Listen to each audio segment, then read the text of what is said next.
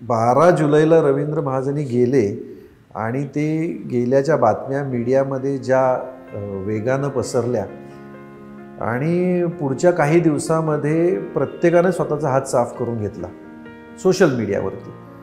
रवींद्र महाजनींच्या परिवाराला काय वाटत असेल, माधवीताईंना काय वाटत असेल, गश्मीरला काय वाटत असेल, रश्मीला काय वाटत असेल, हा विचार आम्ही कोणी केला नाही. आणि वाटेल तसं लोकांनी सोशल मीडियावर कमेंट केल्या. त्या सगळ्या लोकांना मला असं सांगायचं आहे की एखाद्या कुटुंबाला काय वाटत असतं, आपल्याला त्या कुटुंबाबद्दल काहीही माहीत नसताना आपण ज्या वेळेला आपल्या हातात फोन मिळाला तर आपण वाटेल ती कमेंट टाकतो आणि जजमेंटल होतो. त्यावेळेला हे सगळं तुम्ही ऐकल्यानंतर लक्षात येईल की ही पण एक बाजू आहे ना. कसं तुम्ही ते सगळं सहन केलं? मला तर पुण्याला पोचेस तर सांगितलंच नव्हतं. माझं सिम कार्ड प्रवीणनीच गश्मीरला सांगितलं की काढून घे त्यांचं. प्रवीण तरडेंनी सांगितलं की काढून घे सिम कार्ड, मुंबईत असताना त्यांना कळायला नको. मग माझी सून आणि नातू मला म्हणाले की गश्मीर पुण्यात आहे तर राहणार, तर त्याने आपल्याला पुण्यालाच बोलवलं आहे. म्हणून आम्ही बॅग वगैरे भरून आलो.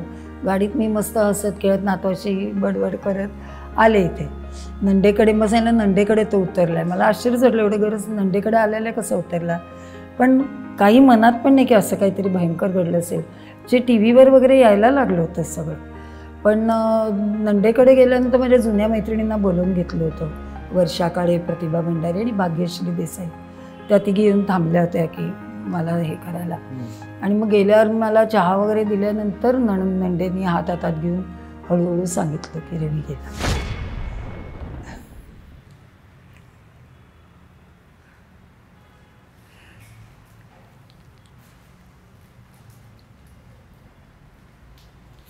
खूप शॉकिंग होतं.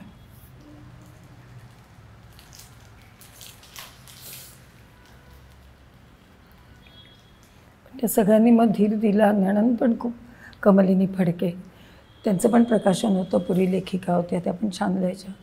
त्यांनी खूप धीर दिला सगळ्यांनी. आणि मग काय तोंड द्यावंच लागलं सगळ्यांना. समजू शकतो. त्याच्या 13व्याला लिफ्ट तयार झाली नाही तर मी आणि गश्मीर घेऊन येणार होतो. त्याला जबरदस्ती करणार होतो की नाही आलं पाहिजे ते.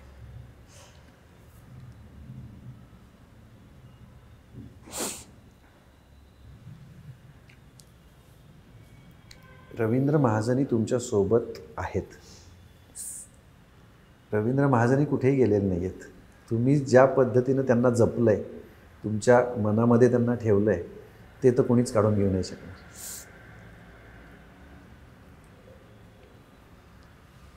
अतिशय धीरोदत्तपणे तुम्ही हे सगळं सांभाळलेलं आहे.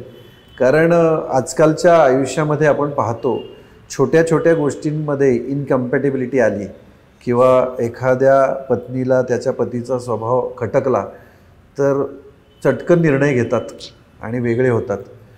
पण तुम्ही जेव्हा लिहिता की एक क्षण भाळण्याचा आणि पूर्ण आयुष्य सांभाळण्याचा खरं अशी एक सती सावित्री की जिनं आपल्या पतीला देव मानलेलं आहे आणि काही कसंही असू देत तरी ते आपल्या पतीसोबत राहायचं. शेवटपर्यंत तुमचं नाव माधवी रवींद्र महाजनी असंच तुमचं ठेवायचं, तुमचं एक जे तुम्ही ठरवलेलं आहे. हो. तर असं कधी मनात विचार आला नाही? कधीच नाही. कधीच नाही. कधीच नाही. चुकू नाही. शक्यच नव्हतं ते. आजही रवींद्र महाजनी तुमच्या सोबत आहेत. नक्कीच आणि कायम राहणार. करेक्ट.